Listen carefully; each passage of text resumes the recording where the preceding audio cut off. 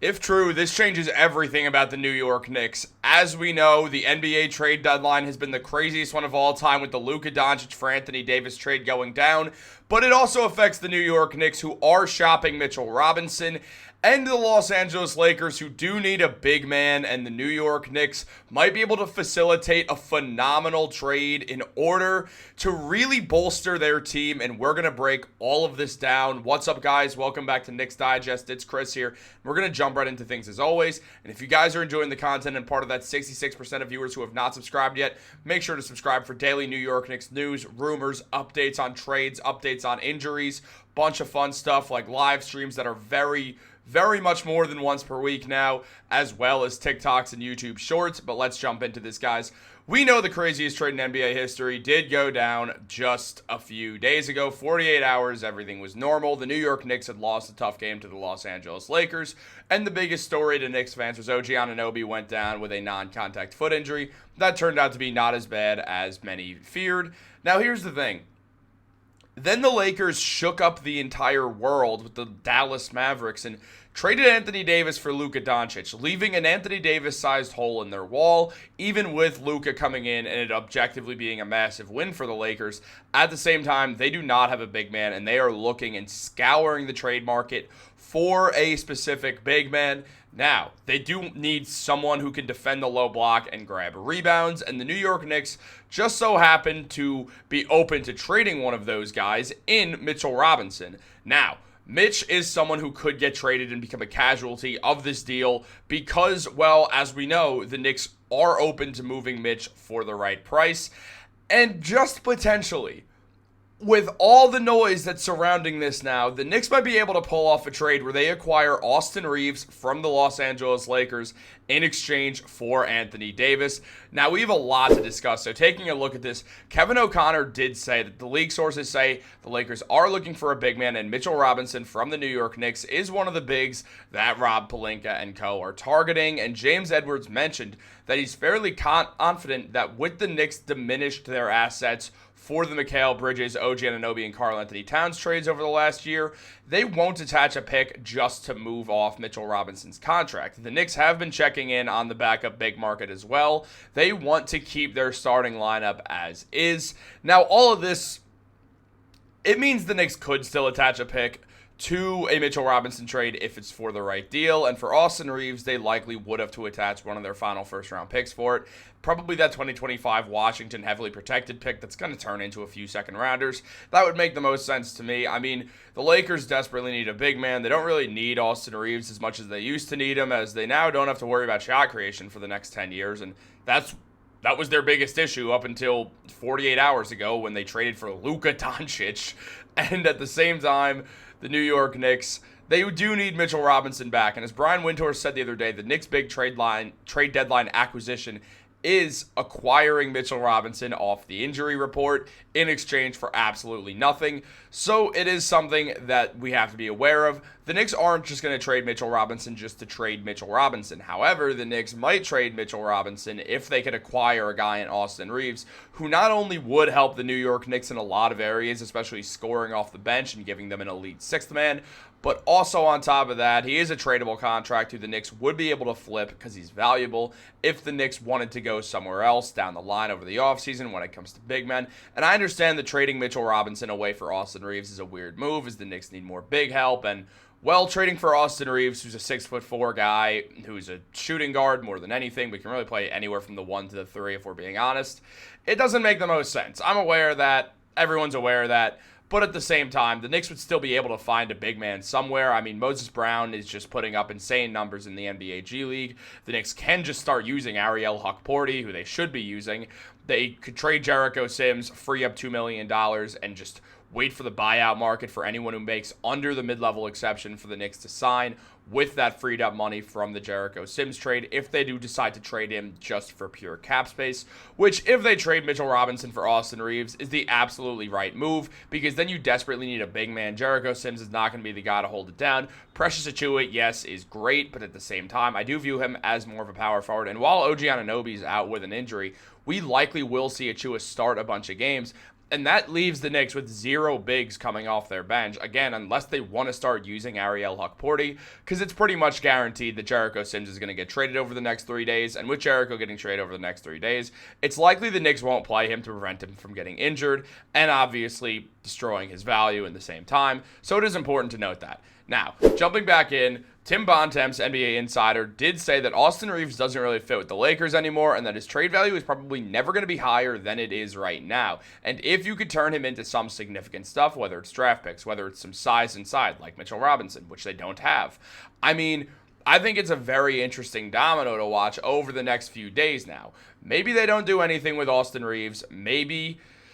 And as Bontemps said, I don't have any reporting on this to be clear. It's just something that would make some sense that the Lakers would be looking to offload Reaves in exchange for a valuable big man who could help out a lot. And Evan Sidery did mention that teams are wondering if the Lakers will change their stance on Austin Reaves ahead of the trade deadline. The Lakers were reluctant to move Reaves over the last 2 years. However, acquiring Luka could change their calculus. Reaves in a deal would net LA an impact player and create a new-look Lakers team that absolutely has a better chance at winning the NBA Finals because this version of the Lakers, again, has Luka Doncic and LeBron James on the team together. And not only do I think that'll extend LeBron's career as the Lakers championship window just got fixed, or not fixed, but just got vastly improved, I think that we're going to see LeBron play off the ball more, which will lead to some less usage on LeBron's end, which could lead to him playing a few more seasons now, which is an insane thought.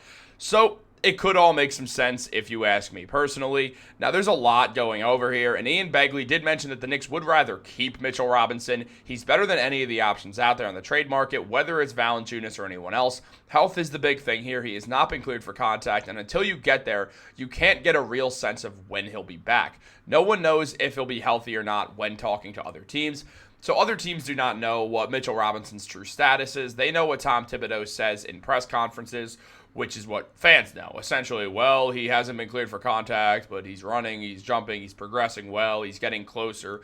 All that stuff, which is a good sign, but it's really nothing being said, which is how the Knicks like to move, which is the correct move. So it makes sense that they're doing this. It just doesn't give us the clearest vision on Mitchell Robinson.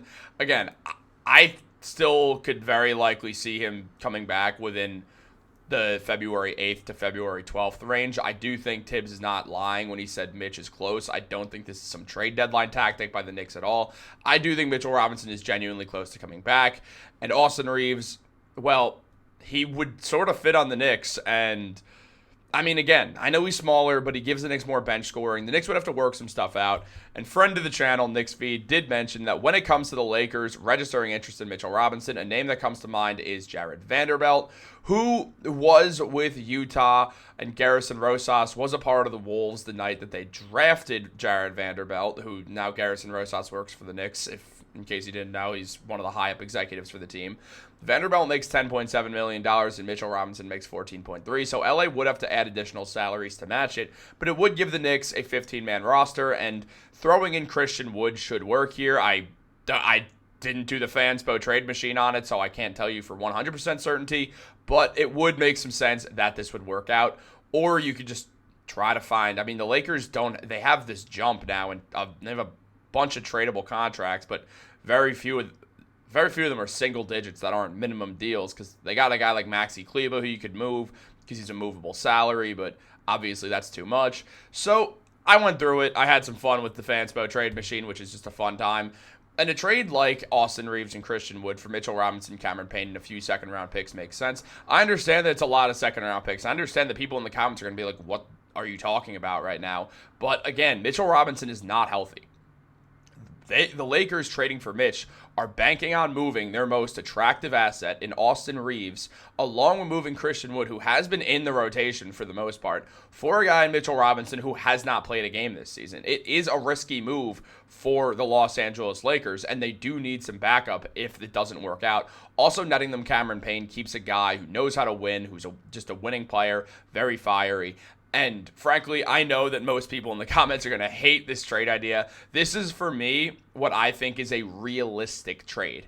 I'm not saying the Knicks should go out and make this trade right now. I've been adamant that the Knicks should keep Mitchell Robinson. If you can get Austin Reaves, I think you definitely entertain the idea because Reaves is a more attractive trade asset to most teams, and the Knicks would be able to flip him over the offseason as well if they chose to, or they could just continue to use him as a sixth man, but it gives him a long-term tradable contract in Reaves, which they could move for something else more attractive down the line, whatever that may be. However, I'm not saying I'd do this trade. I'm just saying I think this is a realistic trade from both sides. However, I imagine both Lakers fans and Knicks fans will hate me for this, so I'm really excited to read these comments on this specifically. But Mitchell Robinson is a career 8-8 guy.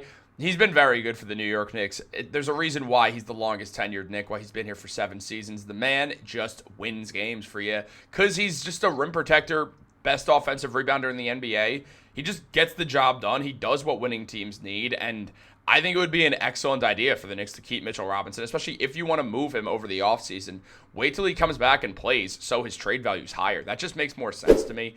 Now, on top of this, Austin Reaves this season is balling out. He's putting up 18 points per game, 4 rebounds, and 6 assists, shooting 37% from 3 and 45% from the field, including 39% on corner threes. Those corner 3 attempts would go up with the New York Knicks. So it is interesting. Again, if you think the Lakers aren't netting multiple seconds along with Mitchell Robinson for this guy, I'm sorry, you're just bugging. It's just the world that we live in. Austin Reaves is very good. The Lakers value him heavily. LeBron James really likes him. So it is a tough move to make. However, the Lakers clearly will be open to moving Austin Reaves if that's what it takes.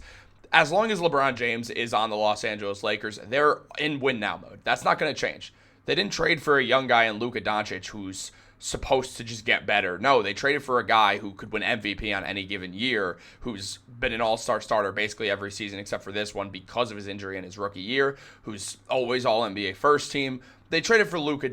They traded for Luka Doncic. It's not a not win now move. It's just a different type of move.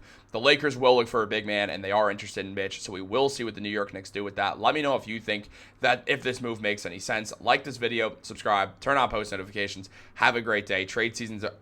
We're in full trade season right now, trade deadline season. You want all the updates, make sure to subscribe to Knicks Digest. Guys, have a great day, and go Knicks.